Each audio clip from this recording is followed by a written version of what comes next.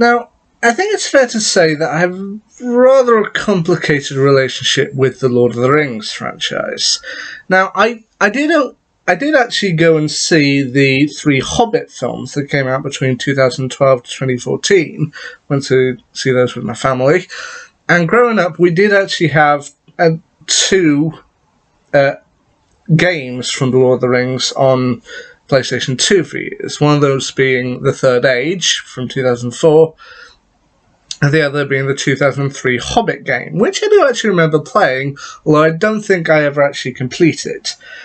Now, I tried to watch through the Lord of the Rings films that came out between 2001 to 2003 back in 2016, and I managed to get through Fellowship of the Ring, but I tried on two separate occasions to watch through The Two Towers, and on both occasions ended up losing interest and switching off at around the same point. That point being early on when Merry and Pippin are being carried away by orcs. And after grudgingly getting my way through the first season of Game of Thrones, I came to a decision that I held on to for years, that maybe I just wasn't a fantasy style geek. I mean, I liked some franchises that had elements of fantasy in, but in terms of the full-on fantasy stuff, like kind of castles and magic and kind of knights and swords and all that, maybe it just wasn't quite my bag. So I kind of put fantasy off to the side for quite a long time in my life. But then, in the last few years or so, I began to think that maybe I was wrong about it, because there are elements of geekdom that do have elements of fantasy that I have actually enjoyed. I mean, I played through Lego Lord of the Rings, absolutely no problem at all. And other franchises that I liked had elements of fantasy in them, or were fully fantasy franchises, such as I watched the first two Narnia films back when I was in primary school. I watched through the entirety of the Harry Potter franchise, and even Once Upon a Time. That was technically fantasy, I managed to get through that okay. As well as Doctor Who and Buffy the Vampire Slayer, both of those had elements of fantasy in them, so I don't know, maybe I was wrong about it. And given the fact that also earlier this year I was finally able to get through Season 2 of The X-Files, another franchise that I put off to the side thinking, maybe this isn't for me, I thought to myself, well, I should probably give Lord of the Rings another try. So once again, I stuck back on The Two Towers. I decided not to start again at the beginning because I felt that would just be kind of beating a dead horse at this point. But I switched back on The Two Towers, and I managed to get beyond the point where I would normally switch off. And I think maybe this time, now I'm a little bit older, I do kind of appreciate it more. Is it the kind of franchise that I would watch repeatedly? Probably not. I think that Lord of the Rings is a franchise where you watch it every couple of years, but you don't switch it on all the time because it does get kind of heavy. But I was finally able to get through The Two Towers, and maybe at some point I will stick on Return of the King, just to be able to say I've completed the original Lord of the Rings franchise. But anyway, for those who possibly don't remember, as it came out in 2002, I really wasn't old enough to watch this when it first came out. But you've got your returning characters played by Elijah Wood, Sean Astin, Billy Boyd, Dominic Monaghan, Ian McKellen, Orlando Bloom, Viggo Mortensen, and John Rhys-Davies. They once again return from Fellowship of the Ring. This time, Frodo and Sam are off on their own kind of separate adventure in order to kind of get the ring to Mordor to throw it into the fire, and they end up encountering the creature Gollum, also known as Smeagol, voiced by Andy Serkis. And so, with him acting as their kind of guide, even though he clearly just wants the ring for himself, they have to kind of follow him to get the ring to Mordor. Merry and Pippin, meanwhile, on the other hand, played by Billy Boyd and Dominic Monaghan, end up being captured by Ents.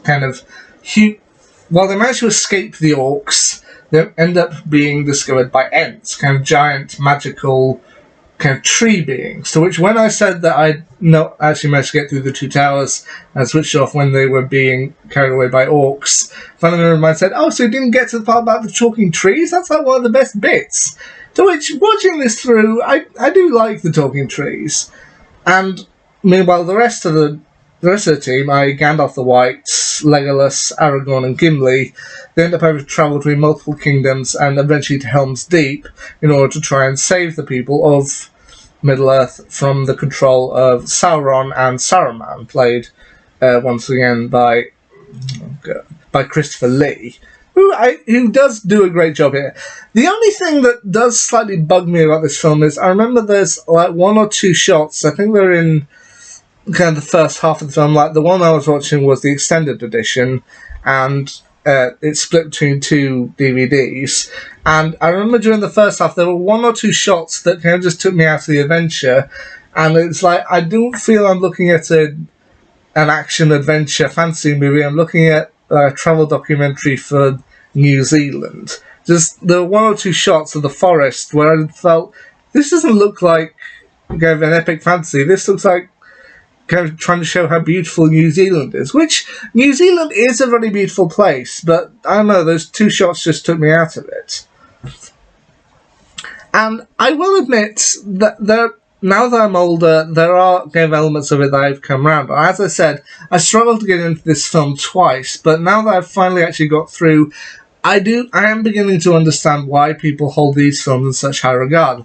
They're expertly shot, the special effects on them look amazing, especially given that this was the early 2000s, and they do a great job with telling this story. I know that some people prefer the one that came out in the 70s, that was fully animated, but this does, I think, do a good job with it.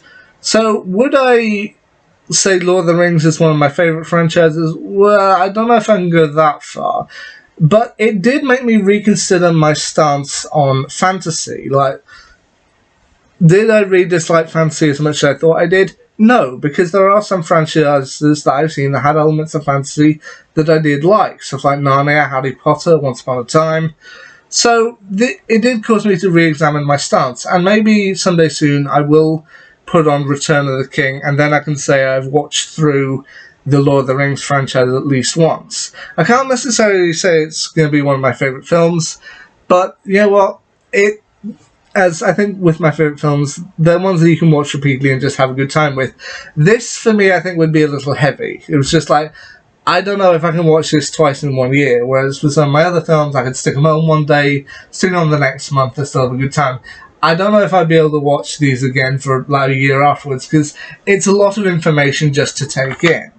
But I am glad that I'm back on the fantasy train, that I'm finally picking up where things left off, and you know what?